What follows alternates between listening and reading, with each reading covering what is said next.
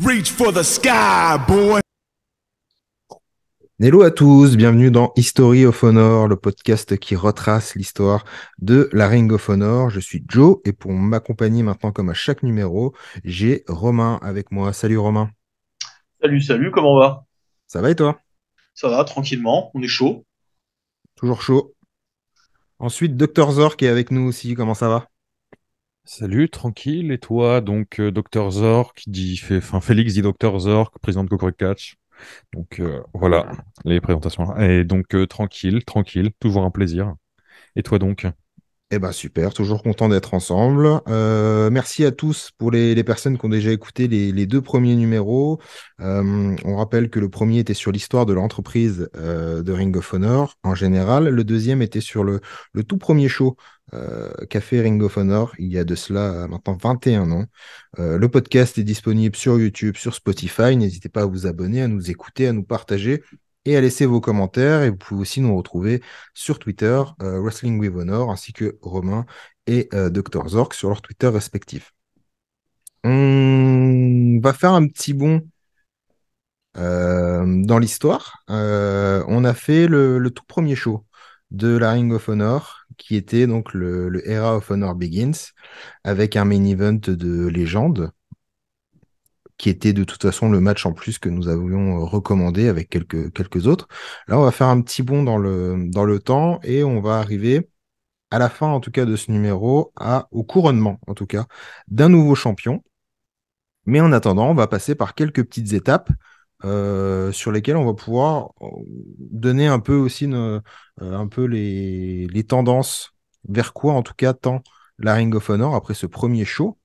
Euh, Notamment avec toi, Zork, qui avait envie de parler de deux, trois petits trucs et pas forcément de review chaque show. Tu avais envie aussi de parler un peu de la construction de la compagnie au fur et à mesure que les shows passent.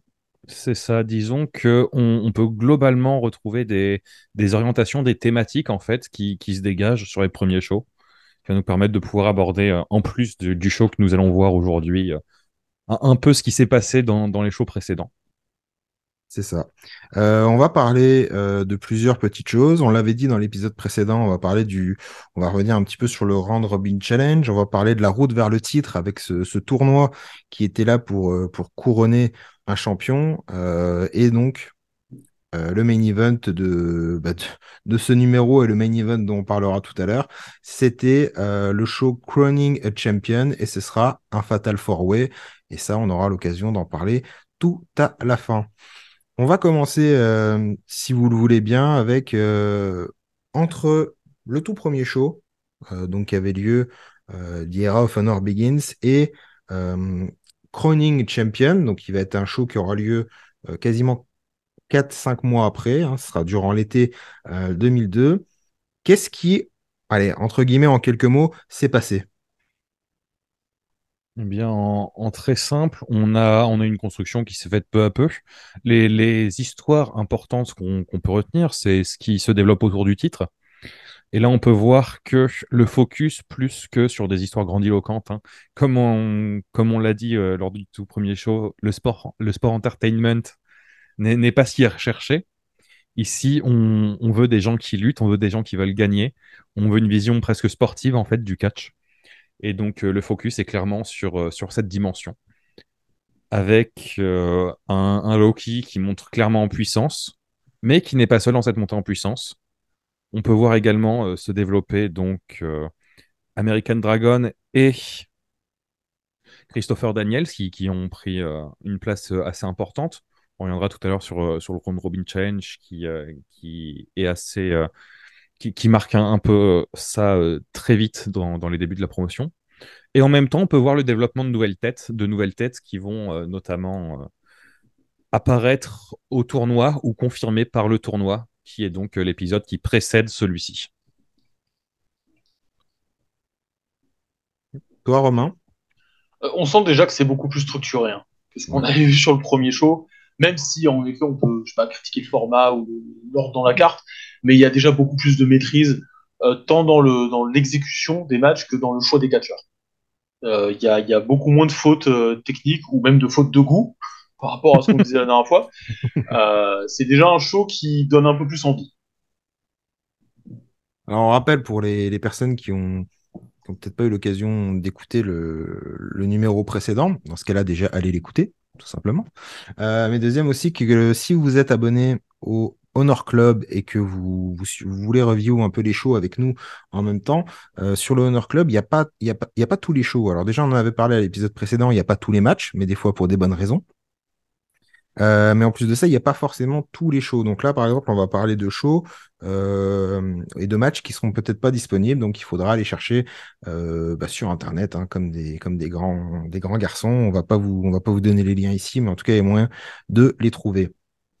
Euh, pour en revenir au show Crowning Champion, donc il fait suite à, on l'a dit tout à l'heure, un show où il y a eu tout un tournoi qui s'appelait la Road to Tyler. Est-ce que vous préférez qu'on commence un peu par parler quand même des premiers matchs de ce show, ou vous voulez qu'on fasse une petite récap quand même du Road to Tyler en premier? Ouais, le tournoi, on va avoir beaucoup de choses à dire et ça va être clairement le plus intéressant. Donc je pense qu'il vaut mieux d'abord passer par évacuer tout le reste pour ensuite pouvoir se focaliser sur le plus important, j'ai envie de dire. Alors, donc on va commencer avec donc Crowning pardon, Champion. Euh, Toujours à Philadelphie, toujours au Murphy Recreation Center. On a changé l'équipe de commentateurs. Steve Corino est toujours là. Denis B l'accompagne. Alors, je ne sais pas si vous avez des petites infos sur Denis B, qui il est. En tout cas, moi, j'en ai pas du tout. Et en tout cas, on va commencer ce show avec un match qui normalement est censé être l'opener, qui était entre Tony Mamalouké et Jeremy Lopez. Donc oui, Tony Manouk et Jérémy Lopez, tout de suite là, on peut voir une des grosses orientations qu'on peut tirer de la ROH, qui est le fait de mettre en avant une nouvelle génération. Et donc les openers, pas mal, là où a pu notamment s'illustrer Jay Briscoe et Amazing Red. Là, on se retrouve donc avec Tony Mamalouke et Jeremy Lopez. Et forcément, quand on met des jeunes comme ça en avant au début de ces shows, il y a des moments où tu vas avoir des mecs qui vont exploser par la suite, qui seront des méga stars. Et il y a des moments où ça va être plus compliqué, où ça va être des mecs qui n'exploseront pas forcément de la même manière. Là, Lopez et Mamaluk, c'est deux mecs qui n'auront pas forcément des carrières aussi grandes que d'autres qui ont pu se développer grâce à la ROH. C'est deux mecs qui n'auront même pas une grosse carrière dans cette promotion. Et c'est un opener qui fait le taf. Les mecs transpercent pas l'écran, mais on est loin d'avoir un truc qui est irregardable. Donc oui, Tony Mamalouke, on avait déjà pu le voir lors de Night of Appreciation, donc le show qui a précédé le tournoi, ou faire face justement à Jay Briscoe. Donc pareil, mais derrière, il me semble que Jérémy il va refaire quelques matchs. Mais franchement, ça fait partie de ces mecs qui sont apparus à la ROH et qu'on a oublié par la suite et dont il n'y a vraiment pas grand-chose à dire, malheureusement. Mamalouke, si vous êtes fan de CW, vous le connaissez à mon avis forcément, puisqu'il faisait partie de l'équipe des Full Blooded Italians, avec Little Guido notamment. Et en effet, comme disait Zork, c'est à peu près le seul truc, enfin c'est le truc pour lequel il sera connu toute sa vie. Il n'atteindra jamais, on va dire, il catchera vraiment jamais dans d'autres grosses promotions après ça. Ce sera son plus grand fait de gloire, le fait d'avoir catché chez ECW. Jeremy Lopez, par contre, j'ai quelques trucs à dire sur lui. Parce que c'est un de mes catcheurs c'est un peu mes catcheurs, comment dire, paquet surprise. Parce que moi, je le connais très bien, même si c'est un type qui ne dira rien à 99% des fans, même aux États-Unis. En fait, moi, j'ai connu Jeremy Lopez tout simplement parce que, et ça va paraître bizarre, mais c'est un type qui a eu une jolie carrière au Japon. Et alors là, vous allez me dire, mais c'est bizarre parce que quand on pense à des Américains qui ont bien réussi au Japon, on a une dizaine de noms en tête et Jeremy Lopez, c'est clairement pas le mec auquel on pense. En fait, il a eu un parcours qui est très particulier. Il a bourlingué un peu en indépendant. Il a fait partie d'une promotion floridienne qui s'appelait IPW, où j'en ai brièvement parlé dans l'épisode précédent. C'est une promotion qui a été importante pour le développement du catch indépendant. Et après quelques essais chez Ring of Honor et un peu partout, il est parti catcher au Japon chez Osaka. Osaka Pro, qui était une petite promotion locale, mais importante, qu'il y avait au Japon dans les années, notamment dans les années 2000. Et là-bas, il a eu une gimmick très particulière. Il a catché sous le nom de Black Tigers. J'ai pas dit Black Tiger, j'ai dit Black Tigers. Parce qu'en fait, la Osaka Pro, qui était une compagnie qui était connue pour avoir un catch un petit peu coloré, un petit peu comique, par moments très grand public, parfois même un peu parodique, elle avait décidé en fait de faire sa propre version de la rivalité Tiger Mask Black Tiger. Et si vous connaissez le catch japonais, vous connaissez forcément cette rivalité. C'est l'une des rivalités les plus connues qu'il y a dans l'histoire du catch japonais. Et en fait, du coup, traditionnellement, les Black Tigers, notamment chez New Japan, c'était tout le temps des étrangers. Les Tiger Mask, c'était des japonais, et les Black Tigers, c'était des étrangers. Et ben, quand Osaka Pro a décidé de faire cette version de ce truc-là, c'est Jeremy Lopez qui a joué le rôle de Black Tigers. Et moi, c'est comme ça que je l'ai connu. Et du coup, ça a toujours été un bon petit catcheur qui a jamais vraiment réussi à percer ailleurs. Mais du coup, ça me fait marrer, moi, à titre personnel, si vous êtes fan voilà, de catch japonais indépendants, autant dire qu'en France, on doit être 4. Si, le nom de Jeremy Lopez, ça va forcément vous faire tiquer, entre guillemets. Donc c'était marrant de le retrouver ici. Désolé pour la grosse parenthèse.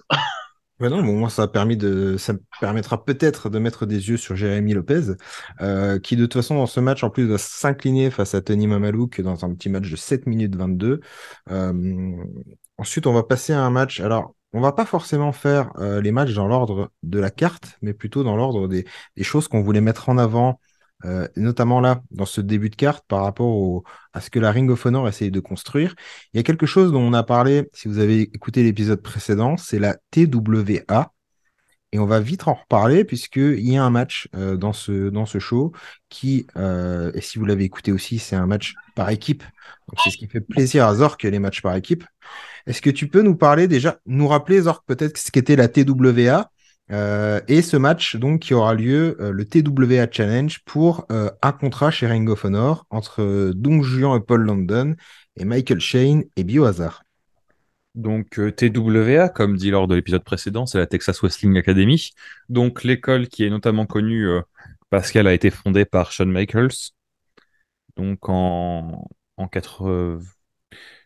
98 ou 99, je ne sais plus exactement. Et donc qu'il tenait en compagnie de Rudy Boy Gonzalez notamment, qui derrière est devenu head trainer, qui a repris l'école au départ de Shawn Michaels. Et donc la Texas Wrestling Academy, qui a formé pas mal de noms qu'on peut voir sur ces shows. Donc Spanky, qui deviendra plus tard Brian Kendrick, Paul London, Lance Cade, également Daniel Bryan. Un mec qu'on n'a pas cité, il me semble, lors du dernier épisode, mais Milano Collection 80 vient également de là-bas. C'est vrai qu'il est passé par là-bas, c'est tout à fait vrai. Donc voilà, c'est une école qui a une grosse importance parce que parmi les mecs qui en sont sortis, on a des têtes qui ont plus ou moins défini une partie des années 2000. Et donc, ils avaient une proximité avec la ROH. Et leurs élèves étaient donc régulièrement présents sur des shows de la ROH. C'est ainsi que dès la Night of Appreciation, on peut avoir un gauntlet spécifiquement d'élèves de la TWA où Paul London et Michael Shane ont pu se mettre en avant, qui a été remporté par Spanky. On a également des apparitions globalement des têtes qui sont dans ce match avant. Biohazard, qui est dans ce match, était dans le tournoi. Paul London, Michael Shane, on a pu les voir également apparaître plusieurs fois. Et donc là, ils s'affrontaient en 2 contre 2, avec, comme lors du tout premier épisode, la stipulation selon laquelle la personne qui faisait le tombé remportait un contrat avec la ROH. C'est ça. Est-ce que, Romain, justement, tu peux nous rappeler qui était Michael Shane? Alors, en fait, ça pourrait être une vanne qu'on fait à chaque épisode. Ouais, bah c'est pour ça. Je me suis le pire, c'est que c'est déjà une vanne sur les internets, en fait. Le fait qu'à chaque fois ce soit rappelé en permanence. Alors, et ça me termine. J'étais pas au courant de ça, que c'était une blague déjà. Ah ouais, non, c'est devenu un gag récurrent. Mais en même temps, c'est de sa faute, hein, il avait qu'à pas s'appeler comme ça. Mais ben, en fait, vous vous dites, ah, il s'appelle Michael Shane, ça sonne un peu comme Shawn Michaels. Ben oui, parce que c'est son neveu, ou son cousin, Son à chaque cousin. fois je trouve. Son C'est son cousin, cousin, ouais. voilà. Donc il s'appelle Michael Shane parce que ça fait, c'est un peu, je sais pas comment on appelle ça, l'antonyme ou l'antigramme de Shawn Michaels. C'est aussi bête que ça. Et putain, on parlait de catch indépendant et de références obscures au catch indépendant. Biohazard, ça c'est une référence obscure. Jake Plisken, de son vrai nom, qui est un type un peu particulier qui apparemment harcelait la moitié des catcheurs indépendants pour avoir le numéro d'un recruteur de WWE. C'est Brian Myers, alias Kurt Hawkins, qui raconte ça dans un de ses podcasts, où il dit que les mecs, apparemment, le mec passait sa vie à essayer de choper des numéros de téléphone à droite à gauche, parce qu'il en voulait, apparemment. Et il a catché un peu chez WWE, gros physique, mais ça a pas. Il a continué à catcher au Texas pendant longtemps, mais ça a jamais vraiment collé. Effectivement, moi je vois qu'il est passé en tout cas en Development Wrestler WWE de 2005 à 2006. Donc finalement, il a réussi à trouver le numéro de ce type, hein. Il a eu le 06. Comme quoi ça paye, hein. Non, Hmm. non, non. Évitez ça. En tout cas, Biohazard et Michael Shane qui vont battre Paul London et Don Juan, on va l'appeler comme ça, parce que c'est quand même cool de le dire en français, pour ce fameux contrat ROH. C'est ça, bah, c'est une stipulation qui est un peu bizarre parce que c'est un match par équipe, mais il n'y a qu'une seule personne qui gagne le contrat, c'est celui qui fait le tomber. Ouais, c'est un peu étrange quand Donc même. en fait, techniquement, tu as cité Biohazard en premier, mais Biohazard, il a rien gagné du tout. La cohésion Michael d'équipe, Shane qui là, repart avec. Et bah d'ailleurs, il joue là-dessus dans le match. Pourront-ils coexister? Bien sûr. Et donc oui, avec cette fin vraiment qui joue sur la frustration, où on voit Michael Shane et Paul London faire un tombé en même temps sur Michael Shane sur Don Juan et Paul London sur Biohazard. Et donc vraiment, ce moment de flottement où tu ne sais pas qui a gagné, en fait, c'est l'arbitre lève la main de Shane, t'as la frustration et tu sens que ça va construire des choses pour la suite. Donc voilà, c'est sympathique histoire de mettre les jeunes en avant, ça fonctionne, les mecs savent combiner ensemble. Il y a des mecs qui sont moins transparents que lors du tout premier match du genre qu'on a pu avoir. Donc voilà, ça ne mange pas de pain et ça fonctionne. C'est ça, Les jeunes se retrouvent over et c'est l'important. c'est ça, un petit match de 8 minutes 30, voilà. Un match qui, en tout cas, nous intéressait, ça allait être aussi, encore une fois, c'est pas forcément dans l'ordre de la carte, mais c'est le match de Jay Briscoe. Jay Briscoe, il affronte dans ce show James Maritato. Donc, Jay Briscoe accompagné de Mark, hein. Encore une fois, ils sont très très jeunes sur cette année-là, à peine, je crois à peine 18 ans pour Jay. Je crois que Mark en a peut-être au moins un an de moins. Je pense qu'il doit être à peine 17 ans. Jay Briscoe contre James Maritato. Pourquoi ce match, on le retient un peu, Zork? Et donc là, on est sur une progression d'une histoire autour de Jay Briscoe. Donc Jay Briscoe qui s'inscrit dans cette construction des jeunes au sein de la ROH. Donc qui peu à peu se voit se développer depuis le premier show. Il était présent sur absolument toutes les cartes. Ouais. Donc Round Robin Challenge, il affrontait Spanky Mm. dans un match qui était très sympathique où Spanky s'est bien ressorti over, mais Jay n'a pas démérité. Night of Appreciation juste derrière. On a donc un Jay Briscoe contre Tony Mamaluke. Ensuite, il était dans le premier tour du tournoi, donc vraiment constance. On veut construire le gars.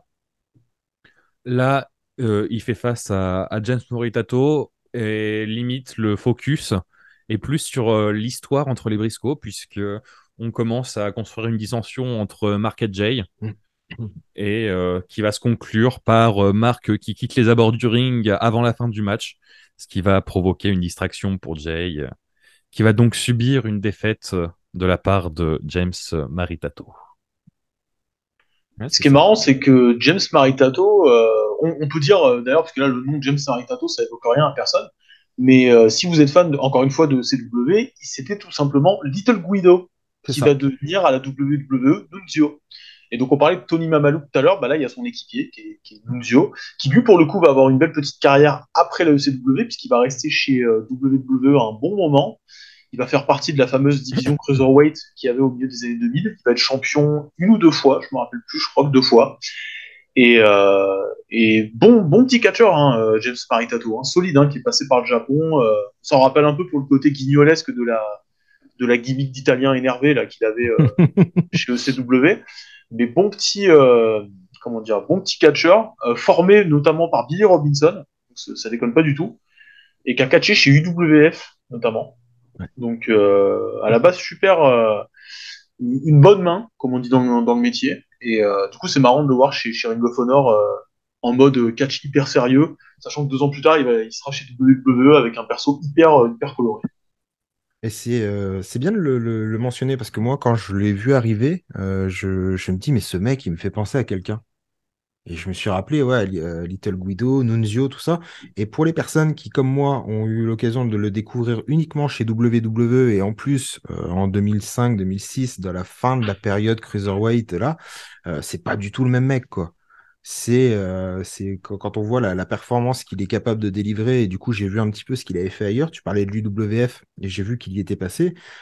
Effectivement, c'est pas du tout le même personnage, mais ce sera intéressant d'en parler. Je pense qu'au fur et à mesure, on va avancer. De toute façon, on aura l'occasion de parler aussi de ces transitions des personnes, de ces catcheurs plutôt qu'on a découvert chez Ring of Honor et des personnages qu'on a pu retrouver ou découvrir pour certains chez WWE.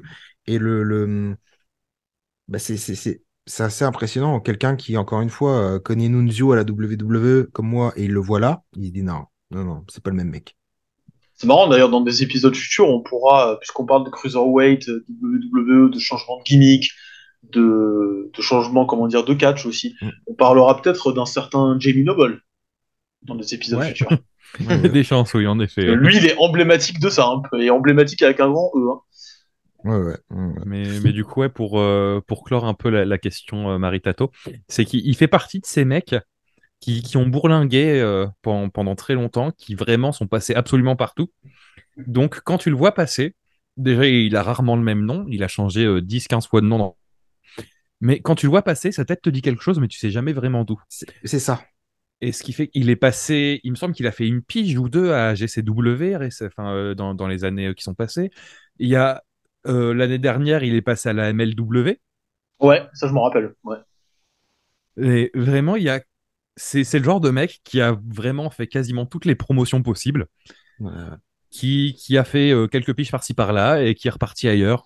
Et vraiment, ça fait partie de ces vétérans qui tiennent un peu le circuit comme ça, qu'on a tendance à oublier, mais qui en réalité sont aussi en quelque sorte responsables de la construction du circuit tel qu'il a été, puisque c'est aussi eux qui ont pu transmettre toutes les connaissances qu'ils ont pu acquérir avec le temps à énormément de jeunes, puisqu'ils ont pu être ramenés à en fréquenter énormément. Comme on dit, en plus, c'est une bonne main, quoi. Donc c'est vrai que ça, comment dire, ça partage un petit peu de. Je crois qu'il avait même bossé en tant qu'arbitre sur certains shows après, en âge plus vieillissant. Donc voilà, c'est quelqu'un qui aime partager, c'est quelqu'un qui a une super formation à la base, c'est quelqu'un qui a une vraie envie de contribuer au métier. Et c'est un mec qui a une tête à jouer dans les Sopranos. Voilà, j'avais envie de le dire, c'est cadeau. J'avais envie de le placer. Il a vraiment une tête à jouer dans les Sopranos. Il a un super menton. Ah oui, il a un menton de feu. Hein. Il a un menton et d'ailleurs, il a un menton et un nez, c'est tout. Voilà. Il est passé chez MLW, chez Impact Wrestling aussi, il est passé, il a fait quelques piges là-haut. Donc, effectivement, c'est quelqu'un qui tourne encore un petit peu. Il a 50 ans aujourd'hui, notre ami. Et comme l'a dit Zork, Jay Briscoe, de par les premières dissensions avec son frère, va perdre ce match contre James Maritato en 8 minutes 35. Un point important que tu voulais évoquer, Zork, c'était le poids de l'héritage de Ring of Honor par rapport à une fédération qu'on a tous bien connue, c'était la ECW. C'est ça. C'est le moment où on va pouvoir évacuer toute la partie qui est à oublier de ce show. Là, on va faire un tir groupé. On va prendre tous les matchs par équipe, un peu un par un. Mais et parce qu'ils ont tous quelque chose à se reprocher à leur manière. Hein. Et donc, dans le tir groupé, on va prendre l'homophobie. On va prendre les matchs hardcore qui partent dans tous les sens et qui ne racontent pas grand-chose. On va prendre aussi les matchs qui sont juste là, histoire de dire que. Comme ça, allez. Je te laisse introduire le premier match que tu veux introduire Euh, et let's go, enchaînons un coup. et ben voilà, on va, comme il l'a dit, Zork, on va se lâcher une bonne fois pour toutes. L'homophobie, désolé, il est présent déjà sur ce deuxième épisode, mais vraiment, c'est con. Enfin, ouais, c'est con. Voilà, je pense que le mot est très bien. C'est con. Et ben le premier match, peut-être qu'il faudrait qu'on travaille sur un générique spécial tag team match juste pour toi, Zork. C'est un truc, c'est le moment Zork, c'est le moment tag team. Je te dis, Mais ça me fait physiquement mal. il nous faut deux génériques. Il nous faut un générique tag team pour Zork, il nous faut un générique Michael Shane pour moi. Ah oui, Ça va Michael être Shane, oui, c'est vrai. Ouais. ça va être notre running gag. On va demander à Tao, qui est un peu notre artificier de maison, de nous préparer un truc comme ça. Dans les matchs par équipe, eh ben, commençons avec Christian York et Joey Matthews, qui vont affronter Jacob Leder et Prince Nana, Prince Nana, on le rappelle, avait fait un match de 50 secondes sur le premier show. Là, il va faire partie d'un match qui va faire 1 minute 45. Ah mais Prince Nana, c'est vraiment des matchs très longs, hein, sur ses débuts. On l'a vu avec Eric Tuttle lors du premier épisode. Enfin, affronter Eric Tuttle. Eric Tuttle qui va prendre sous son aile pour une période très courte, puisque il va l'avoir avec lui pour affronter le Date Squad lors du Round Robin Challenge dans un match qui tiendra, accrochez-vous, 1 minute 51. On le verra également en compagnie de Simply Licious dans un match où trois équipes s'affrontent lors de ROH Night of Appreciation, où là, on fait péter les compteurs 3 minutes 54. Oh là là. Et donc, oui, on est vraiment sur l'établissement du heel Prince Nana. Et là encore, il n'y a pas grand-chose à dire. C'est juste de la hit assez facile. Il maltraite les gens qui sont autour de lui. Il y a d'abord eu Eric Tuttle. Il y a eu Simply Luscious qui l'accompagnait. Maintenant, il est avec Jacob Ladder. Ça se passe pas beaucoup mieux. Et vraiment, ce match ne raconte pas grand-chose de plus de ça. Et derrière, c'est le moment, notre moment homophobie. Un classique de la ROH désormais. Donc ça aussi, il nous faut un générique. Ah putain, c'est vrai, il nous en faut encore. Hein. C'est un troisième. Ne faites pas ça, s'il vous plaît. Je vous en prie. Mais donc, du coup, oui, Christopher Street Connection. Bon, on a eu pas mal de moments gênants autour de ça lors des précédents shows. On se rappellera notamment d'un sauvetage de Spanky, il me semble, par la Christopher Street Connection. Ou non, c'est dans le premier épisode, ils sont en mode Ah, est-ce que tu penses qu'il aime les hommes quand il voit le Spanky? C'est Eric Tuttle qui est sauvé par Christopher Street Connection dans le deuxième épisode parce que, oh là là, ils veulent lui faire du bouche à bouche. Là, Eh bon, oui. c'est juste, ils se ramènent et ils se font tabasser parce qu'ils sont homosexuels. Gagnons du temps. Passons à autre chose, s'il vous plaît. Romain, un petit mot, toi Il vient de dire passons à autre chose. On suit ce qu'il a dit. Non, mais c'est vrai que c'est hyper prégnant, quoi. Et c'est un truc, là, on pourrait nous accuser de dire, non, quand même, vous en faites pas un peu des caisses, vous avez pas une grille de lecture un peu trop 2023 pour faire une fixette là-dessus. Non, vraiment, c'est tout le temps, quoi. C'est dès qu'ils apparaissent. Et en fait, finalement, comment dire, les commentateurs sont autant coupables de ça que la Christopher Street Connection elle-même, en fait. Parce que clairement, c'est pas deux catcheurs homosexuels qui décideraient de faire du catch et de s'assumer, on va dire. Non, c'est vraiment la gimmick, elle est faite pour être hyper exagérée et hyper caricaturale. Et c'est vrai que tu regardes ça, tu fais, oh là là, mais ça finit jamais. En plus, ça dure longtemps. Ça finit jamais, quoi, les passages comme ça. Même si ça dure 10 secondes, dans ta tête, un truc, ça dure 4 minutes. Ouais, c'est ça. C'est vraiment, c'est au-delà du fait que comment dire, ça n'a plus sa place dans des shows de catch ni nulle part ailleurs. C'est surtout, de manière objective, un mauvais segment, quoi, déjà de base. Donc, non, vraiment rien à en tirer. Et puis, on vous invite tout simplement à vous faire vos propres idées et au fur et à mesure de tout ce qu'on va vous raconter dans ces numéros, d'aller voir par vous-même et éventuellement nous donner aussi vos ressentis, que ce soit sur Twitter, que ce soit sur YouTube. Dites-nous ce que vous en avez pensé et voilà, allez vous faire votre propre avis aussi. Et effectivement, voilà, voilà, ça fait 2 épisodes, l'homophobie est présente et comme le dirait un certain YouTuber très connu, on espère qu'elle ne restera pas forte. Voilà, l'homophobie, c'est pas joli. Voilà, on pourrait faire ça en Voilà, jingle. un générique, c'est parfait. Faites-en des Euh, t-shirts. Il y a un business à faire, attention. Oh putain. On reste dans les matchs par équipe, hein, puisque c'est le petit bonbon de Zork, les matchs par équipe. On a le Da Hit Squad, parce qu'il fallait bien en parler. qui allait affronter Divine Storm, donc le Diet Squad, Mafia et Monsta Mac, contre Divine Storm, Chris Divine et Quiet Storm.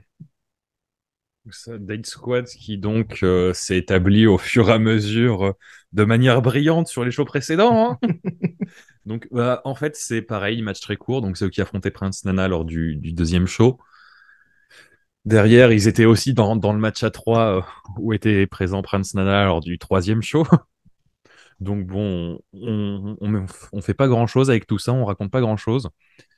Mais c'est clairement l'équipe la plus over de la ROH. Et de loin.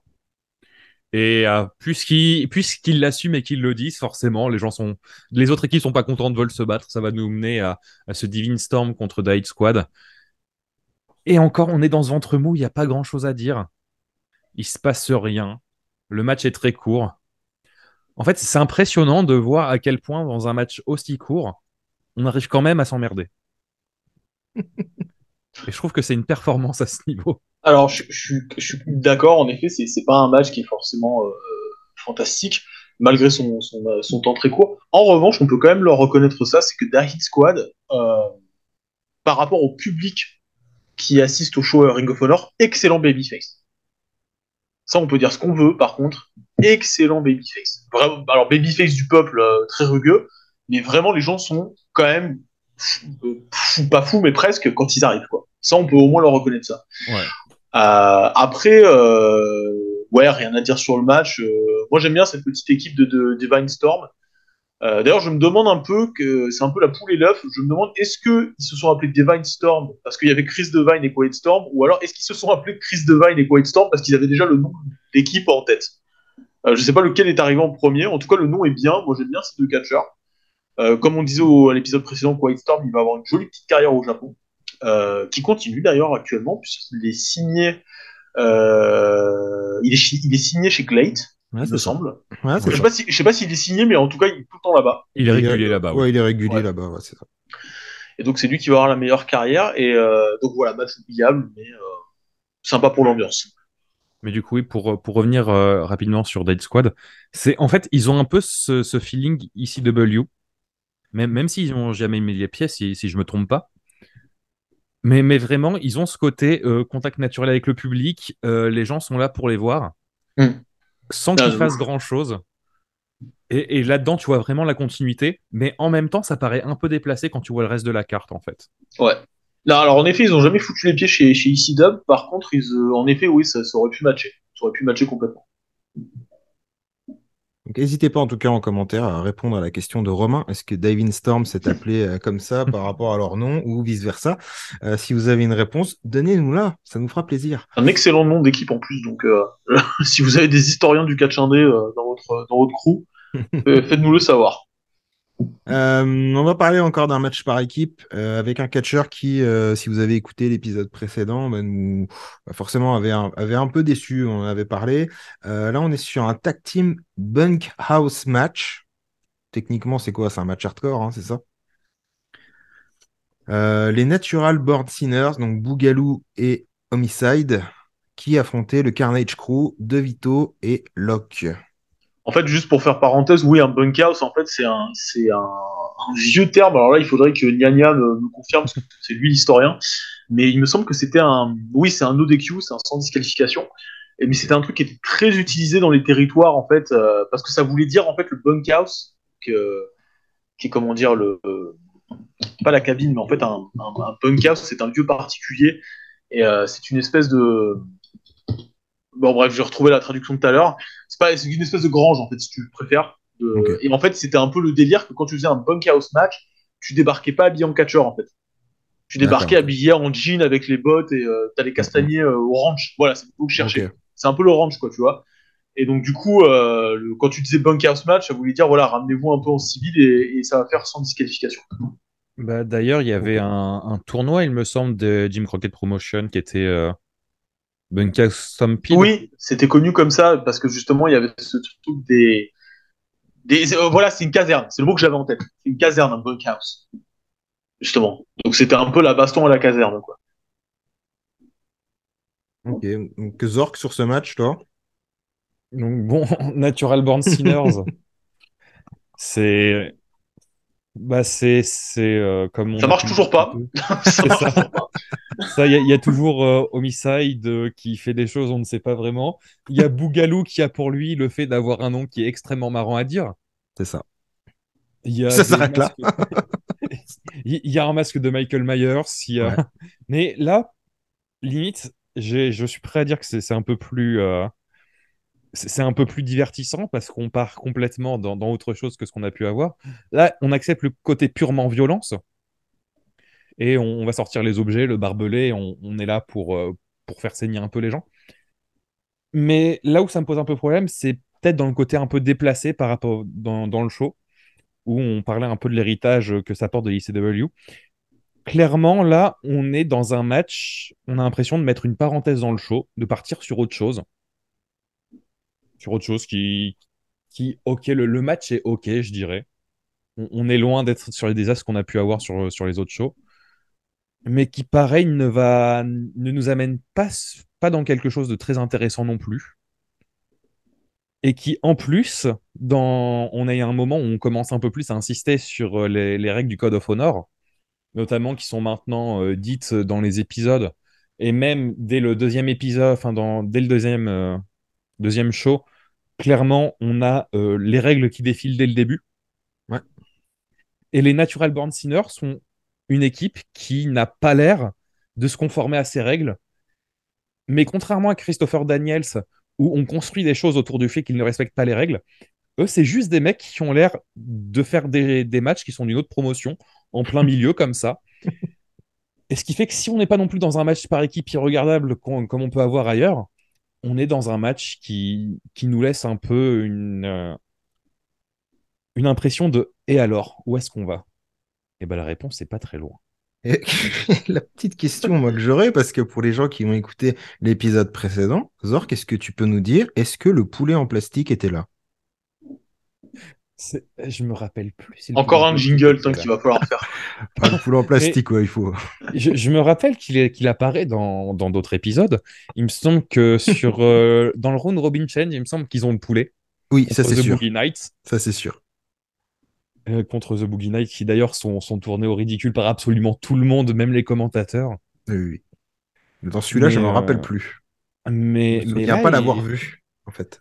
c'est ça. En fait, ils ont directement sorti le barbelé, donc ils ont oublié Ouais, le ouais. poulet. Et c'est dommage parce que même si c'était con, je trouve que le poulet en plastique, Ah oui. ça ajoute un peu de personnalité, tu vois.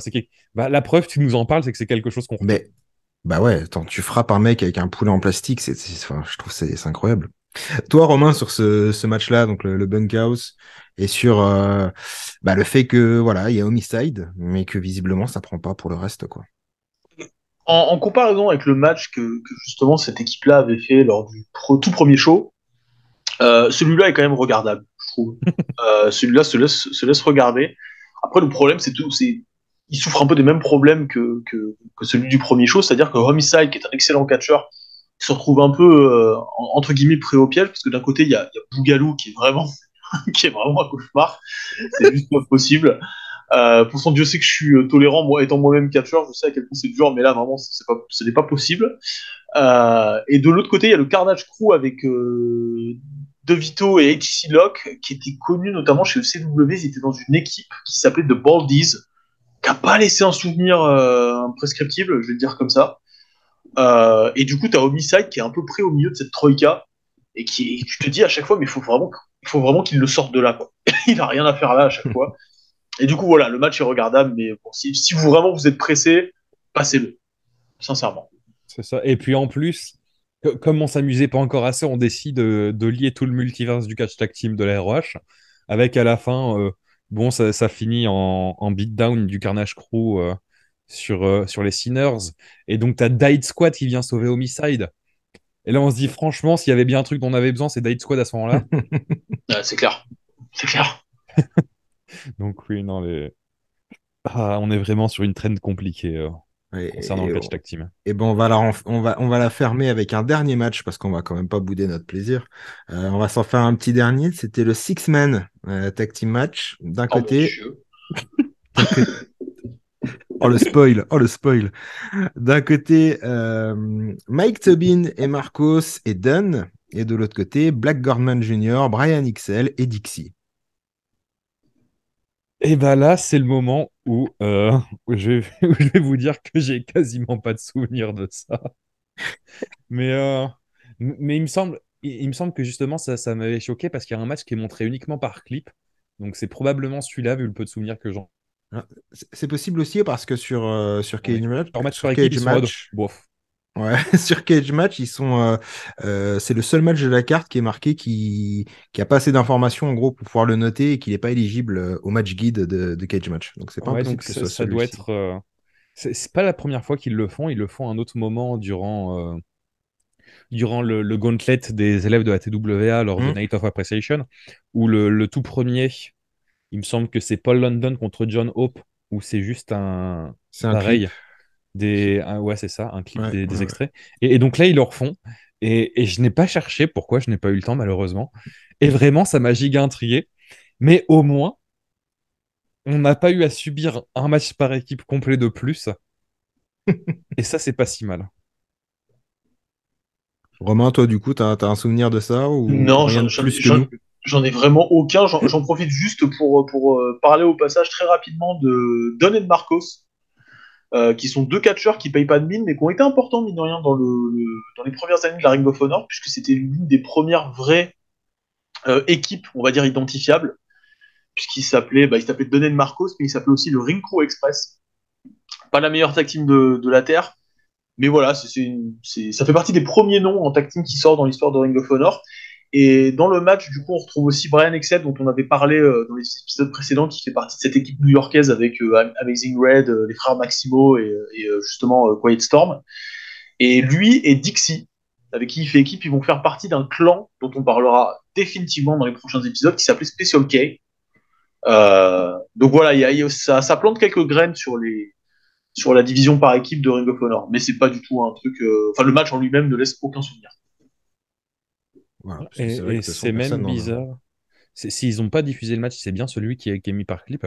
C'est même bizarre que du coup, ils l'aient gardé sur la diffusion. Ouais, c'est vrai, très bizarre. Ouais, ouais, ouais.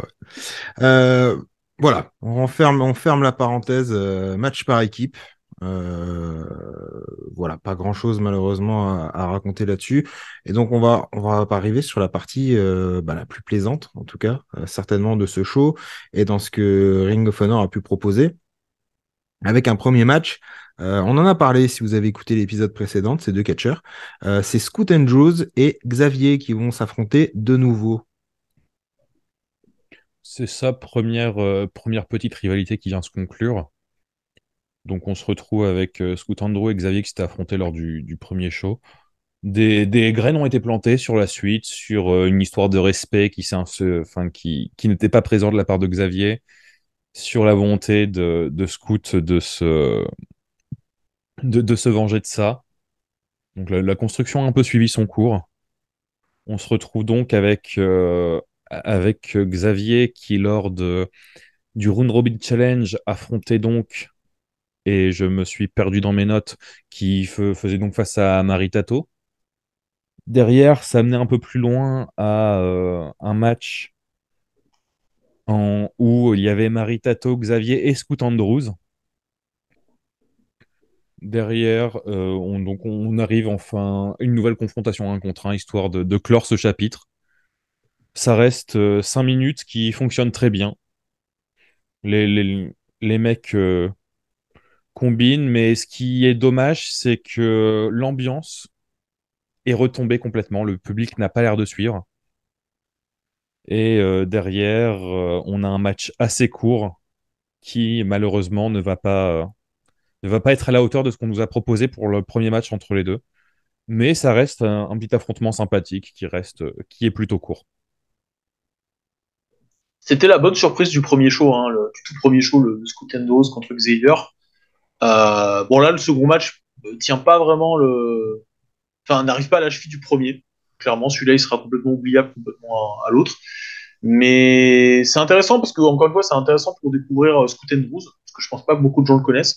Et c'est intéressant aussi pour réhabiliter un petit peu Xavier, qui est un mec avec un héritage un peu compliqué, puisqu'il a été, on en parlera là encore, il a été champion Ring of Honor, mais au milieu de toutes les méga stars de l'indépendant qu'on a eu, que ce soit Austin Aries, CM Punk, Samoa Joe, Loki, Christopher Daniels, ça a souvent été le nom qui était mis à part, parce que lui n'avait pas fait une giga carrière après son règne. Et je trouve que c'est cool parce que cette petite rivalité contre Scott Eno, ça me permet de le réhabiliter un peu. C'était un vrai bon catcheur, avec un vrai physique et aussi une belle intensité. Donc voilà, moi je conseille quand même de regarder ces matchs-là parce que ça permet aussi de mieux le connaître. Effectivement, pour le coup, c'est 5 minutes hein, en plus, donc comme on le disait à l'instant. Effectivement, ce que c'est intéressant ce que tu dis, on en parlera dans les épisodes, dans les prochains épisodes, il va devenir lui champion Ring of Honor. C'est clairement, bah, on peut même le dire, c'est un peu le nom oublié malheureusement au milieu de tous les autres noms qui ont été cités juste avant et que pareil pour le coup, si vous le connaissez pas ou si pour vous aussi il fait partie de ces noms oubliés, bah, ces petits matchs comme ça, effectivement, c'est clairement le moyen de se souvenir de lui. Moi, par exemple, qui le connaissait de nom, mais qui l'avait pas forcément vu catcher. Oui, effectivement, là, c'est 5 minutes. Effectivement, c'est un peu moins bien que leur premier affrontement, mais ça fait plaisir voilà, de voir mais il y avait une création, en tout cas derrière. Enfin, ils ont créé le catcheur. Il n'est pas arrivé champion un peu par hasard comme ça. Il y avait une vraie création autour de ce mec à l'époque, en tout cas. Euh, on va passer à un match pour le titre à l'époque NWA TNA X, qui est aujourd'hui, si vous connaissez un peu l'histoire et si vous suivez encore Impact Wrestling maintenant, c'était le titre X Division de l'époque.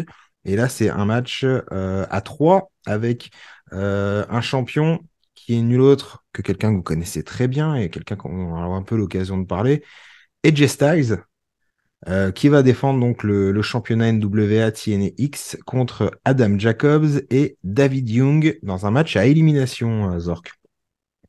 Oui, c'est ça. Donc, il y a eu un partenariat sur les débuts entre la TNA et donc la Ring of Honor, ce qui fait qu'on se retrouve avec le titre qui deviendra plus tard le titre de X-Division défendu sur le show. Où clairement, là, on est sur de l'exhibition parce qu'on se retrouve donc avec AJ Styles, donc, dont je vais détailler un peu le parcours un peu avant sur Ring of Honor juste après, qui se retrouve sur ce show. C'est pas la première fois qu'il apparaît, mais on se retrouve aussi avec Adam Jacobs et David Young, qui sont tous les deux apparus une seule fois à la Ring of Honor, si je me trompe pas.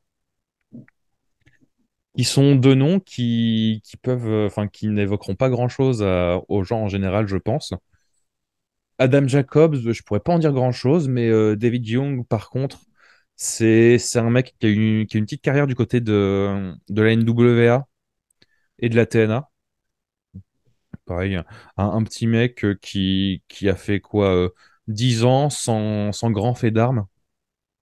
Mais voilà, c'est un match d'exhibition qui fait un peu le taf, qui surtout permet de montrer que la ROH a des partenariats et est prêt à travailler avec les gens. Et surtout de montrer Edgy Style, sur lequel on va revenir juste après. Clairement, le match est mis en place pour faire briller AJ Styles. C'est un peu le sentiment que j'en ai eu. Même si, enfin, à mon avis, même si ça n'avait pas été le plan initial, AJ Styles aurait quand même réussi à briller, puisque c'est ça, il brille quoi qu'il fasse. En fait, le point commun qu'il y a entre ces trois catcheurs, c'est qu'ils viennent tous du même territoire, ils viennent de la NWA Wildside, qui était une filiale plus ou moins officielle de NWA dans l'état de Géorgie. Et donc c'est de là notamment que AJ Styles a fait ses armes. Et donc ces trois-là, ils viennent de cet endroit. Adam Jacobs, pas beaucoup de choses à dire sur lui, pour pas dire rien. David Young, par contre, il était un peu connu si vous avez suivi les premières années de la TNA. Il était dans une équipe qui s'appelait Diamonds in the Rough, qui était managée par Simon Diamond de la ECW. Et il était en équipe avec Alex Keeper, qui lui, pour le coup, il est un mec de chez WCW. C'est pas forcément un truc que tout le monde connaît, mais moi j'aimais bien cette équipe. Quand j'ai commencé à regarder la TNA, c'était une belle petite équipe, hyper athlétique. Ils avaient un délire même ce qu'ils faisaient, c'est que je me rappelle à quelques reprises, ils ont été dans des matchs en cage. Et leur délire, c'était de rentrer sur le ring et de pas rentrer dans la cage par la porte. C'est-à-dire, ils rentraient et tout simplement, ils escaladaient. Ils escaladaient les deux complètement la grille et ils arrivaient au milieu du ring. C'était des capacités athlétiques à fond les ballons. Et voilà, bon, David Young qui a pas laissé un souvenir particulier, mais qui était un bon petit catcheur sous-côté. Et d'ailleurs, c'est drôle, il y a quelques jours, j'ai revu son nom apparaître sur mon feed Twitter. Il y avait un tweetos très connu dans le monde du catch indépendant qui se plaignait des gens qui votent sur Cage Match. Il disait Cage Match, c'est vraiment rempli de teubés. Karl Anderson a la note de 7,40 sur 10, alors que David Young a seulement 3,7. Et donc, du coup, ça m'a fait marrer. Complètement au pif, j'ai revu le nom de David Young surgir sur mon écran. Effectivement, Ok. David Young, de 2003, 2004, 2005 et 2006, il tourne à une trentaine de matchs chez TNA à l'époque. Et Ouais. il a eu une rivalité contre ECP, Insane Clown Posse, à une époque. Tout à fait. Voilà. Et il y a quelques matchs pas trop mauvais. Il y a aussi des matchs en solo contre AJ Styles, justement, à cette époque, qui sont pas mauvais. Et il est aussi repassé récemment à Impact, il me semble, C'est ça, l'année dernière. dans la Reverse Battle Royale. Ah merde, je savais pas ça. Tu vois. Il y est passé l'an dernier où il a fait un match à Impact et du côté de la Black Label Pro aussi sur le circuit indie. Mais ouais, bon petit catcheur, mine de rien. En tout cas, c'est un match qui va être assez court, un match qui fait à peine 8 minutes, et Jay Styles va conserver son championnat tout simplement en éliminant ses deux adversaires. Comme le disait Romain, un match qui avait été très certainement fait pour briller Jay Styles. Après, si vous connaissez un peu le catcheur, et si vous ne connaissez pas Jay Styles, c'est un petit catcheur qu'il faut découvrir, très sympathique. De toute façon, on va en parler maintenant, je pense. Un peu quand même. Ouais, vas-y. Du coup, on va se lancer et parler de la construction vraiment du cœur de cet épisode. C'est ça. Tout ce qui a été fait autour de l'arrivée du titre. Et donc, puisqu'on a AJ Styles sous la main, on va parler un peu d'AJ Styles. AJ Styles qui avait été teasé très tôt dans la ROH, puisque dès le discours de Date Squad aux gens dans le bus au tout premier épisode, il parle du fait qu'AJ Styles sera présent, ce qui n'est pas le cas ni dans le premier ni dans le deuxième show de la ROH. Ouais. Donc bien joué à eux. Mais il sera présent dès Night of Appreciation, où il fera face à Loki. Et clairement, on peut voir tout de suite que AJ Styles, c'est pas pour rien qu'il est déjà vu comme un gros nom de la scène indie, puisque tous les matchs qu'il va faire vont élever les personnes auxquelles il va faire face. Donc Loki, dont on détaillera un peu plus le parcours tout à l'heure, il fera face à AJ Styles dans un match de quasiment 20 minutes. Donc banger forcément. Et puis son parcours au sein du tournoi. Un très bon match contre Jerry Lynn. Ouais. Donc, Jerry Lynn qui a été réhabilité, même si ses débuts de carrière ont pu être un peu difficiles aux yeux de certains. Et puis derrière, il servira donc de marchepied à Christopher Daniels lors du second tour du tournoi pour, euh, pour faire arriver donc Daniels en finale. Et donc, ce qui fait que AJ Styles, en quelques matchs, a donc aidé à mettre over deux des personnes qui seront donc dans le match à 4 pour le titre, c'est-à-dire Loki et Christopher Daniels. AJ Styles, c'est ce qu'on pour faire vite fait parler que de lui quelques secondes. Est-ce que AJ Styles finalement, on a presque l'impression que là, quand tu dis en plus il sert de marchepied à Daniels, on sait qu'ils vont se retrouver en plus AJ Styles et Christopher Daniels, on l'a dit notamment du côté de la TNA où ils vont faire des matchs assez mémorables.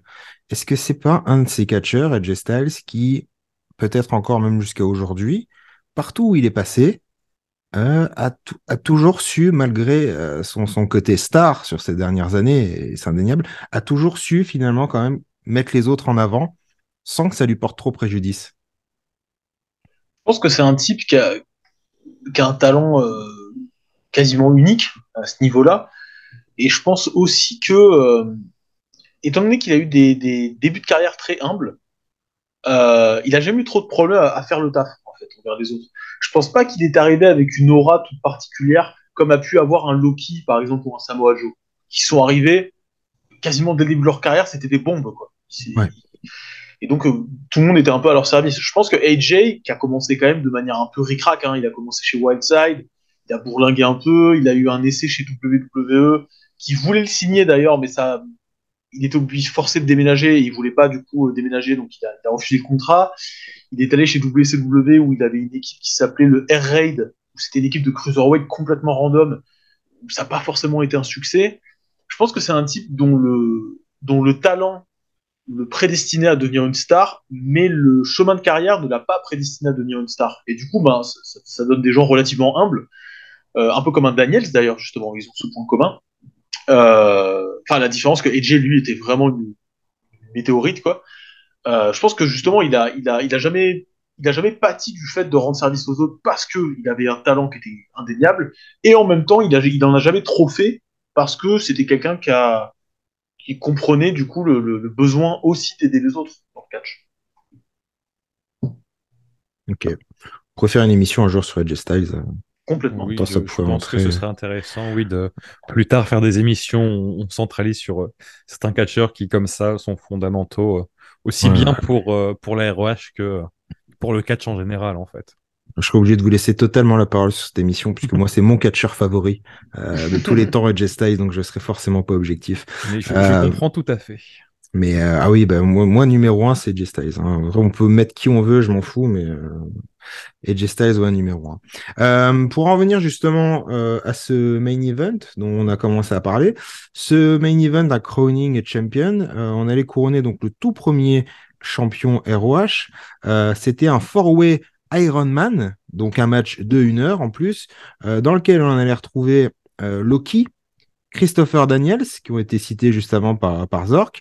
On allait aussi y retrouver Doug Williams et Spanky. Un petit mot vite fait pour nous dire comment ces 4 catcheurs sont arrivés jusqu'à là. Et pour ça, on fait un petit retour dans le passé, un petit mois avant, dans le show qui s'appelle Road to the Tyler, avec un match, un tournoi sur une soirée avec 2 tours, et où à la fin, on aura les 4 challengers. Il y a des petites pépites quand même dans ce tournoi. Est-ce que tu peux nous en dire un mot, Zork? Bah, je vais faire catcheur par catcheur, donc histoire de pouvoir un peu. Donc, Loki, son parcours, c'est une victoire tout d'abord sur Prince Nana, une Prince Nana qui nous a offert une prestation énorme de presque 4 minutes. Ouais. Attention à vous. Avant de faire face à Amazing Raid, donc, qui fonctionne très bien auprès du public.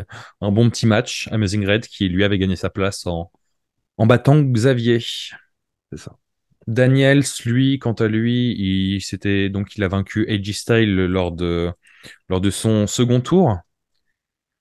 Alors que, enfin, après avoir triomphé donc de Scoot Andrews dans un match que cette fois-ci nous ne vous recommanderons pas parce que il ne se passe quasiment rien.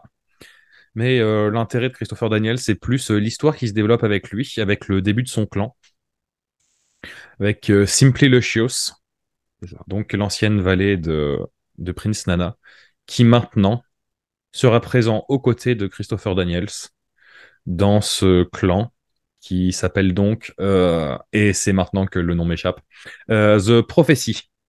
D'ailleurs, par rapport, tu parles de ça, c'est bien parce que Christopher Daniels, il élimine Scoot Andrews. Et juste après, on a un match, alors c'est juste pour en parler vite fait, on a un match féminin du côté de Ring of Honor à Road to the Tyler. Ça, le tout premier. C'est ça. Et justement, Scott Andrews, lui, va accompagner quelqu'un que vous connaissez très certainement si vous suivez le catch féminin. C'est Sumi Sakai qui va affronter, donc, comme le disait Zorg juste avant, Simply Lucius, qui, elle, est accompagnée de Christopher Daniels. Bon, dans un match qui, voilà, Sumi Sakai, elle bat Simply Lucius en 3 minutes 26, mais c'était la petite anecdote féminine de cet épisode. C'est ça à retenir, non pas pour la qualité du match, mais simplement pour. Parce qu'on peut souligner qu'il y a eu un match féminin assez tôt dans l'histoire de la ROH, C'est ça. sachant que l'histoire du catch féminin et la ROH, c'est une histoire un peu compliquée. Oui, et ça, on aura l'occasion d'en parler dans à peu près 1000 épisodes. C'est cela. Puis donc, pour finir de faire le tour, Doug Williams. Doug Williams, donc, je pense, on va développer un peu plus qui est ce Doug Williams juste après, mais juste Ouais. pour faire rapidement son parcours.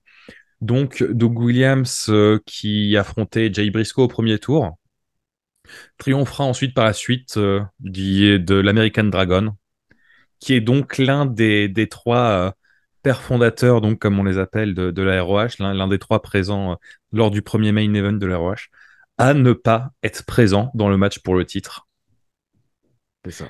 Et on en reparlera juste après, puisque bon, on nous a promis qu'on parlerait du Round Robin Challenge, mais on va se fixer un peu, on va reparler de ces catcheurs-là juste après. Et donc, pour conclure, Spanky qui vraiment arrive au bout de cette construction où vraiment il avait l'air d'une star et là ça se confirme. Suite à tout d'abord une victoire sur Paul London. Ah Donc oui, dans un Paul super London match. avec qui marquera l'histoire de Spanky, sa relation avec Paul London, puisque bien sûr ils vont beaucoup s'affronter, se retrouver, faire équipe. Notamment beaucoup les ont connus ensemble par équipe à la VVE. Et donc à nouveau là pour marquer une des grandes étapes, on les retrouve face à face. Puis ensuite Spanky chez WWE, pour ceux qui se demandent, c'est Brian Kendrick, hein. c'est cela. Voilà. Et donc puis il triomphera de Jody Flesh. Puis bon, pour commencer un peu à parler avec plus de précision, on va parler un peu de Jody Flesh, comme ça on va pouvoir passer rapidement dessus. Donc Jody Flesh qui est un nom que beaucoup reconnaîtront sûrement, puisque pareil, c'est un mec qui a pas mal bourlingué. C'est un Anglais, tout comme Doug Williams, sur lequel on va rebaser après, qui est un voltigeur qui a marqué son époque, notamment la fin des années 90. En fait, maintenant que j'y pense, pour moi, ce mec me paraît être une évidence, mais en même temps, j'ai du mal à relever des grands événements dans sa carrière. Et c'est très particulier de Jody Fletch parce qu'il a pété très très vite en fait, puisqu'il était dans une espèce de rivalité. En même temps, ils étaient en équipe avec Johnny Storm, qui est un autre voltigeur anglais qui a marqué les années 2000. Et il y a ce fameux match là qu'ils font chez CZW en 2002 au Best of the Best où ils volent le show complètement. Et juste après ça, en fait, il va avoir une année d'hiatus. Je me rappelle, je sais plus si c'est 2003 ou 2004, mais il y a une année où il est en hiatus complet. Je sais plus si c'est pour blessure ou par choix. Mais il va y avoir ce hiatus. Ensuite, il va essayer de revenir. En 2006, il a sa blessure atroce dont on parle à chaque fois là, au King of Europe. Ou, non, c'est en 2007. Au King of Europe où il se massacre, il se fracasse toute la mâchoire sur un Star Press raté. Alors En fait, l'année blanche dont tu parlais, c'est 2004, hein, pour préciser. voilà, c'est 2004. Et ensuite, il revient et il a cette blessure atroce qui va l'écarter des rings quasiment encore un an. En fait, à chaque fois qu'il a commencé à percer, il s'est écarté soit par choix, soit par fatalité. Il s'est écarté du ring à chaque fois qu'il était à deux doigts d'exploser, en fait, Jody Fletch. C'est un mec qui aura toujours une carrière un peu en dents de scie à cause de ça. Ce qui est con parce que quel catcheur, quand même. Incroyable catcheur qui méritait mieux. Qui je vois est passé par la France à la ICWA notamment. Oui, oui, oui. Et moi, je l'ai connu là-bas. Enfin, je l'ai connu en suivant ses matchs là-bas avec Johnny Storm. Et Doug Williams, qui a été un des premiers champions ICWA. Catcher qui aujourd'hui reste un peu sur le sol européen. En tout cas, il était à la Progress encore l'année dernière, à la Bodyzoy aussi. Tout à fait. Voilà. Donc, C'est ça, il tourne encore, il fait encore de très bons matchs. Mais c'est vrai que c'est le genre de mec qui, en termes d'accomplissement, il a plein de très beaux matchs à montrer, mais il a très peu vraiment de victoires décisives sur lesquelles dont il peut vraiment se vanter, malheureusement. c'est un catcher enfin, qui est encore assez jeune, hein. Il est plus jeune que Jay Styles, par exemple, hein. Je vois là, il a 42 ans. En Donc, effet. Et d'ailleurs, puisqu'on parlait de blessures, cette propension à se blesser à certains mauvais moments, bah, il me semble même que justement le match de Bodyzoy a été interrompu suite à une blessure. d'accord. Donc, comme quoi les mauvaises habitudes restent malheureusement. Est-ce que vous pouvez nous dire un petit mot sur... Alors, de toute façon, c'était prévu. Loki, je pense que pour les gens qui nous écoutent, ils connaissent un peu. Christopher Daniels, c'est fait. Spanky, on vient encore d'en parler. Est-ce que vous pouvez nous dire un mot sur, finalement, celui, peut-être, qu'on connaît un peu le moins dans ce match, c'est Doug Williams. En fait, c'est fou de se dire que c'est celui qu'on connaît un peu moins, Ouais, c'est ça. puisque même lui, derrière, c'est un mec qui a qui a une grosse carrière, qui a fait énormément de choses. Donc, Doug Williams, c'est donc un Anglais dans dans le plus pur style World of Sport. Vraiment, c'est un porte-étendard du style extrêmement technique anglais. Donc, qui s'est illustré notamment donc, par son passage à l'ROH. Mais également, il a eu une grosse story du côté de la TNA. Ouais. TNA où il a fait quelques piges avant d'être un des membres de la British Invasion, où il a ensuite porté les titres. Il me semble qu'il a eu le X Division et le Télévision derrière. Il l'a eu, il les a eu en effet. C'est ça. Et qui, même maintenant, maintient donc une carrière, toujours un très bon cap. Aujourd'hui, on peut le voir régulièrement du côté de la NWA. Ouais. Et puis, bah, même, il va faire quelques piges au Japon, me semble-t-il. Il a Juste pour être sûr, c'est bien lui qui faisait équipe avec Nickel 10 quand il a commencé. absolument. Ah, c'est lui. Ok, je voulais être C'est sûr. bien lui, c'est bien lui. Non, c'est Doug Williams. C'est un... pour rigoler, on parlait des jingles tout à l'heure. Je pense que dès qu'on entend le nom de Doug Williams, on pourra avoir un bruit de gens derrière qui font ah, parce que c'est un catcheur incroyable, c'est un catcheur phénoménal. Moi, je suis pas du tout objectif sur Doug Williams. Euh, c'est quelqu'un qui a un peu galéré entre guillemets au début de carrière parce qu'il est arrivé dans le catch au début, milieu des années 90. Et en Angleterre, le business était un peu comme en France d'ailleurs, c'était vraiment cassé la gueule. Il a commencé à percer chez FWA, on en avait parlé de cette promotion qui était un peu une espèce de, qui était un peu le cousin britannique de Ring of Honor. C'est ça, en Euh, 99. voilà, vers 99-2000. Et après, il avait percé, il avait voilà fait quelques petits voyages aux États-Unis pour se faire connaître. Si je dis pas de conneries, il me semble qu'il fait partie du King of Indies, le fameux tournoi dont on parlait, qui a été un peu le fondateur. Il me semble qu'il fait partie de ce tournoi, si je me cours pas. Euh, et en effet, il avait marqué les esprits parce que dès que tu le mettais dans le ring face à Danielson, par exemple, ça faisait des étincelles. Catcheur incroyable, catcheur hyper technique, et en plus avec un vrai physique. On se rappelle, on est encore au début des années 2000, donc le physique c'est super important. Donc il avait une vraie stature, un vrai physique, et en plus il catchait à balle. Euh, super catcheur. Super catcheur qui va passer partout, qui va surtout beaucoup passer chez Noah et chez WXW en Europe. En France, il sera champion ICWA. C'est un catcheur du coup vraiment à la Dean Malenko, donc c'est pas un catcheur qui intéressera WWE plus que ça, même s'il a eu un essai ou deux. C'est juste un catcheur qui va passer du temps sur la route, aller au Japon, être une icône en Angleterre. Il avait pris sa retraite en 2019 et puis finalement il est revenu. Il a décidé de revenir et de jouer un petit peu les prolongations. Pour mon plus grand plaisir, parce qu'il est toujours aussi solide dans le ring et toujours aussi efficace. Voilà, je suis pas du tout objectif C'est sur ça, Doug bah. Williams. Et il a l'avantage d'avoir un style qu'il peut maintenir sur le temps. En plus, ouais. Et d'ailleurs, c'est très bien que tu dis ça, puisqu'il a été formé à la base à la section Royaume-Uni de la NWA, dans une école qu'on appelait le Hammerlock Wrestling, et donc a fermé, hein, mais dont notamment l'élève le plus connu est Zack Sabre. Ok. Donc, tu parles de style de catch qui peut comment dire, durer dans le temps. C'est un bon exemple, puisqu'il en est issu. Mais c'est ça, c'est rude, c'est technique. C'est si vraiment les gens aiment ce qui combine, ce qui va beaucoup au sol, ce qui s'enchaîne de manière très fluide, Doug Williams c'est vraiment à recommander. Et puis bah c'est très facile de trouver des matchs de lui vu que bon bah il a été dans beaucoup de promotions qui filment leurs shows, dont certaines assez grand public. Donc vraiment si c'est votre cam, n'hésitez pas, foncez. Effectivement, vous parliez d'endroits où il était passé. Alors, WWE, effectivement, il a eu un match en Angleterre en pré-show contre Carlito à l'époque où, avec malheureusement la ECW de 2006-2007. Mais effectivement, c'est un catcheur qui a beaucoup catché dans les années 2003, 2008 chez Noah notamment, où il tourne à beaucoup de matchs. Et d'ailleurs, tu parlais de sa retraite tout à l'heure en 2019 et il revient chez Noah d'ailleurs. Après sa retraite, où c'est lui qui ramène un catcheur que j'adore d'ailleurs, c'est Chris Ridgeway du côté de Noah. Oui, Oui, l'excellent Chris Ridgeway. Chris Ridgeway qui est un catcheur pareil, hein. Moi aussi, je serais pas objectif sur lui parce que je l'adore. Mais il va faire équipe avec lui dans un show Noah juste avant le Covid, quelques semaines avant le Covid, et il fait un ou deux matchs du côté de Noah. Effectivement, c'est un catcheur qui, bah, là, en voyant qu'il a été au Japon, c'est clairement le genre de catcheur qui peut durer encore un petit peu, hein.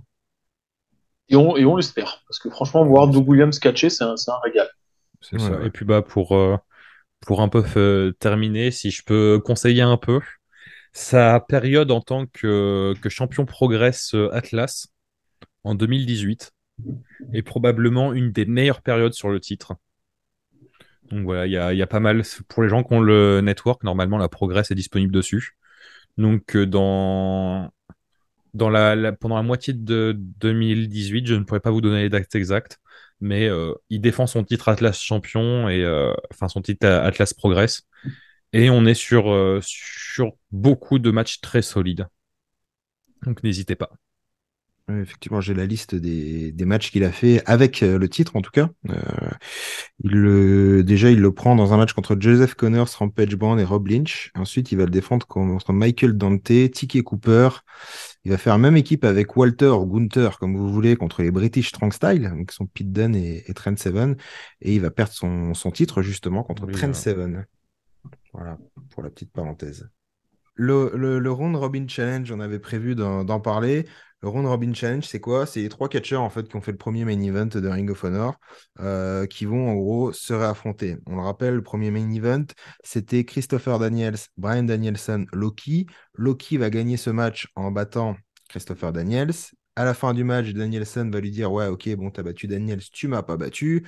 Bref, les trois vont se dire que ils peuvent se battre, s'affronter toute une soirée. Donc, on a ce Round Robin Challenge avec trois matchs.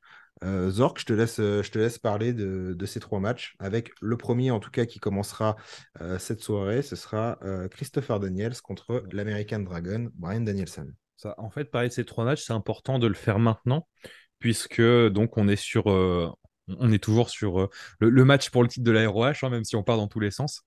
Mais c'est important d'indiquer comment on en est arrivé là. Donc on a donc Loki et Christopher Daniels. Et donc toute la construction depuis le début de la ROH amène à cette présence dans le match pour le titre, amène à ce couronnement, donc dont on parlera, dont on vous dira ensuite. Vous devez déjà savoir qui a été champion, mais bon voilà. Et donc l'étape importante vers cette construction, c'est ce Round Robin Challenge. Donc un Christopher Daniels contre American Dragon, tout d'abord. Puis Loki contre Christopher Daniels et enfin American Dragon contre Loki. Je vais faire un tir groupé pour éviter de passer trop de temps encore dessus, personnellement. On a une explication sur le ring de pourquoi c'est ces trois mecs qui doivent porter la ROH. Et en même temps, on a une construction progressive, un focus qui est mis de façon à ce que tous les trois sortent over. Et ce round robin, là, on peut se dire que des 1 contre 1 comme ça qui s'enchaînent, ça va être conclusif. Forcément, ils vont s'en servir que d'une simple étape. Chacun va gagner une victoire. On va se retrouver avec un point partout, donc absolument rien de réglé.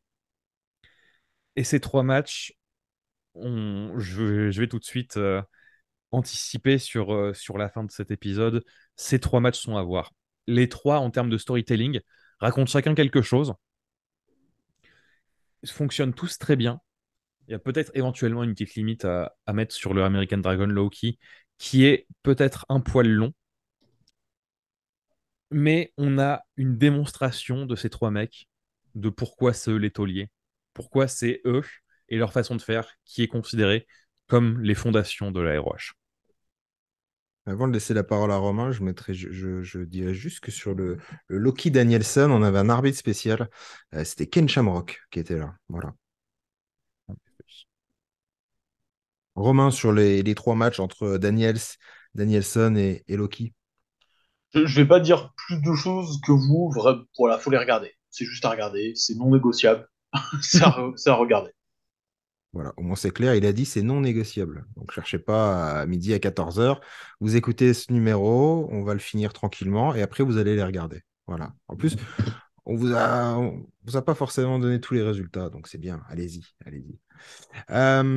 Du coup, bah, cette fois, alors qu'on en revient au championnat et donc à ce match de 1 heure, ce Ironman match.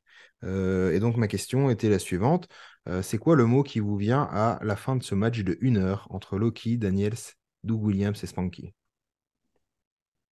Franchement, au début du match, vraiment, sur les 20-25 premières minutes, au début, je suis en mode, c'est un peu long.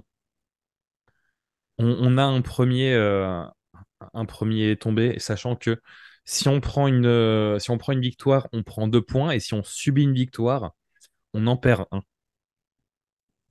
Et donc, les premiers points qui tombent, c'est au bout de quasiment une demi-heure. C'est ça, 25 Donc, minutes les premiers. Et donc vraiment, il y a des moments où, même si ça combine, même si ça s'enchaîne bien, etc., il y a des moments où on est en mode, bon, 1 heure, c'est peut-être beaucoup pour ça. Et plus on avance, et les mecs ne s'arrêtent pas, vraiment, ça s'enchaîne. Tous les mecs sont très talentueux, ils savent bien se servir de la stipulation pour justement bien gérer leur temps. Et si je dois conclure par un truc, c'est épuisant, mais dans le bon sens. Épuisant, mais d'une manière satisfaisante. Vraiment, C'est- les mecs combinent tout du long, ça s'arrête rarement. On a du mal à respirer souvent, du mal à retenir le souffle, mais vraiment, c'est le genre de match qui, même si, bon, c'est pas forcément le premier qu'on va recommander dès lors qu'on parle de la ROH, parce que c'est quand même 1 heure à regarder, c'est exactement le genre de match qu'on veut voir, qu'on s'attend à voir quand on regarde la ROH. C'est vrai que c'est long, et je pense que c'était voulu que ça fasse 1 heure pile. Je pense que le symbole était là. Tu nous demandais justement est-ce qu'il y avait un mot pour décrire ce match. Bah, je l'ai déjà dit, mais du coup je vais le réutiliser, c'est le mot emblématique. Parce qu'on a, pendant tout le premier épisode, on a parlé voilà, de ce que représentait la Ring of Honor, de pourquoi elle avait été créée, de qu'est-ce qu'elle voulait présenter comme produit. Là, on est un peu à l'épitome de la chose, vraiment. C'est assez, comment dire, c'est assez criant enfin, c'est assez transparent, quoi. C'est vraiment tout ce que vous voulez être Ring of Honor représenté là-dedans. Du catch, sur le long terme, avec une envie de montrer le côté sportif, sans fioriture, sans s'excuser non plus de présenter ce type de catch de manière complètement affirmée. C'est le, c'est pas l'épitome parce que Ring of Honor va connaître bien plus, enfin va connaître beaucoup d'autres beaux moments, mais c'est un réel symbole de ce qu'était et de ce que voulait être la Ring of Honor. Et donc à Et, la fin de... Ouais, vas-y, vas-y. et surtout, on se retrouve sur quelque chose qui rend ton titre prestigieux. Mm. Ouais, Des gens se sont battus dans un tournoi pour ce titre déjà. Et les tournois, c'est un des meilleurs moyens pour rendre ton titre un minimum prestigieux. Ça veut dire que beaucoup de gens sont prêts à se battre et l'ont fait. Et donc, c'est pas juste triompher d'une personne. Factuellement, il y a 16 personnes à l'origine, un seul peut en sortir champion. Et quand on voit les noms qui étaient présents dans le tournoi, clairement, c'est un peu l'élite de ce qu'on a en Indie. Tu as un match d'1 heure, donc un gros match dont on s'en sort et dont tout le monde sort grandi. Et en plus de ça, malgré simplement qu'ils ont réussi à pousser tout ça, ils ont réussi en plus à poser les graines déjà de la suite du titre avec l'histoire de Christopher Daniels et Loki. On pourrait se penser que c'est l'apothéose de la rivalité qui a commencé à être posée dès le premier show. Mais même là, on voit qu'on est encore que juste sur une étape là-dedans, puisque Christopher Daniels va d'ailleurs beaucoup insister par la suite. Il prend un pin à Loki. Il ne reçoit pas de pin de Loki durant ce match. c'est ça. Et pourtant, il perd le match, il n'est pas champion. C'est ça. Parce qu'au Ce niveau qui des fait que, comptes, c'est ça. Ce qui fait que oui, ce match, au niveau de ses objectifs, il est rempli tous, et ce de manière assez brillante. c'est ça. Ce qui est, Parce que... Ouais, vas-y, ce qui- vas-y. ce qui est génial aussi, j'avais oublié de le remarquer, mais c'est symbolique, mais c'est intéressant, c'est que on parlait justement dans tout premier épisode, on avait parlé du fait que la Ring of Honor se voulait un peu la descendante de plusieurs styles de catch et aussi d'être la représentante d'une expansion, c'est-à-dire d'utiliser voilà du catch étranger, du catch indépendant, des gens qui viennent de l'académie de Shawn Michaels, d'autres gens qui sont plus issus des territoires entre guillemets. Et là, c'est marrant parce que quand tu vois les 4 compétiteurs, il y a un peu un représentant de chaque. T'as Daniels qui a commencé en 93 dans le territoire du Midwest et qui a bourlingué très longtemps. T'as Doug Williams qui lui vient d'Angleterre. T'as Loki qui est la superstar indépendante hyper cool qui vient de New York. Et t'as Spanky qui vient de l'école de Shawn Michaels. Il y a un petit représentant en fait de chaque courant. Et c'est 4 personnalités et 4 catchs très différents, en fait, très distincts. Et le premier champion du coup Ring of Honor va être Loki, puisque, comme on l'a dit précédemment, Christopher Daniels va obtenir son premier tombé justement sur Loki au bout de à peu près 25 minutes de match. Ensuite, Loki va avoir un tombé sur Spanky, et enfin, Loki va avoir un tombé sur Doug Williams. Donc, Loki et le premier champion Ring of Honor de l'histoire. Euh, Bon choix pour l'époque, non?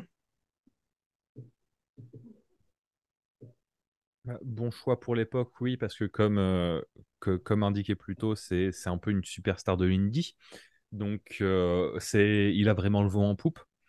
Bon choix en termes de storytelling, ce que tu veux raconter à propos de ce qu'est ta promotion, puisque Loki est montré comme un tueur, comme quelqu'un qui prend le catch très au sérieux, comme quelqu'un qui livre des performances depuis le début. Donc, vraiment, factuellement, est-ce que un meilleur champion aurait pu être couronné en tant que premier champion au vu de ce que la ROH veut être? Je pense pas, non. Ça pouvait pas être quelqu'un d'autre. C'était forcément lui. Quand tu connais la constitution du catch indépendant sur la côte Est, quand tu vois à quel point il est over, quand tu sais l'importance qu'a le catch indépendant new-yorkais dans les fondations de la Ring of Honor, tu comprends que ça peut être que lui. Il faut que ce soit lui, entre guillemets, le premier. Et pour le coup, Gabe Sapolsky va pas se rater. Il va mettre les deux pieds dedans, comme on dit, et il va dire voilà, le premier titre, ce sera pour Loki. Et justement, dans les prochains épisodes, on pourra suivre l'évolution justement déjà de ce titre de champion du monde, l'évolution de Loki, l'évolution de quelqu'un comme Daniels, qui, comme l'a dit Zark tout à l'heure, va pas forcément vouloir en rester là, parce qu'effectivement, dans ce match, lui, il n'a pas pris de tombée de la part il a pas pris de tombée de la part de Loki. Euh, Globalement, si on revient juste sur ce show-là, le match à regarder, c'est le main event, on est d'accord, même s'il dure 1 heure, c'est le match à regarder, quoi. Ouais. Oui, on a pu faire un peu plus, un peu le tour de cette carte. Vraiment, il n'y a absolument rien qui arrive au niveau de ce match, à tous les niveaux, en fait. Donc le round robin, il l'a dit, Romain, obligé de le regarder, hein, tous ces échanges entre Danielson et Loki. Et voilà, couronnement du premier champion ROH à regarder. C'est un match d'1 heure, certes, mais voilà, match à voir si vous voulez un peu connaître le début de l'histoire de ce championnat. Voilà. Et puis pour donner des petits conseils dans le tournoi qui a mené à ça, vraiment pour moi, les matchs sur lesquels il faut s'orienter, c'est Edgy Style contre Jerry Lynn, une quinzaine de minutes, très agréable. Le Doug Williams contre American Dragon, Oui, ouais, Ouais, ouais, absolument. ouais, ouais, vraiment carrément, ouais. une masterclass technique. Oui, oui, oui, carrément. Et puis un match qu'on aura l'occasion de revoir à plusieurs occasions à travers le temps, Christopher Daniels contre Edgy Style, Ouais. qui toujours combine merveilleusement. Vraiment un plaisir de les voir ensemble. Pas mieux. En parlant de plaisir, merci à vous. Merci Romain, merci Zork Oh. pour avoir on a pu review là quasiment 4 shows en un. Et on a couronné à la fin de cet épisode le premier champion Ring of Honor, donc Loki. Et donc on verra dans la suite des épisodes la suite justement donnée à ce championnat et à ces catcheurs. Merci de nous avoir suivis. En tout cas, vous pouvez nous retrouver sur Twitter pour Wrestling with Honor. Le podcast sera disponible sur YouTube et sur Spotify. Merci Romain, Merci à toi. merci Zork, Merci à toi. et on se retrouve très bientôt pour un prochain épisode. Salut les amis. À plus. Salut.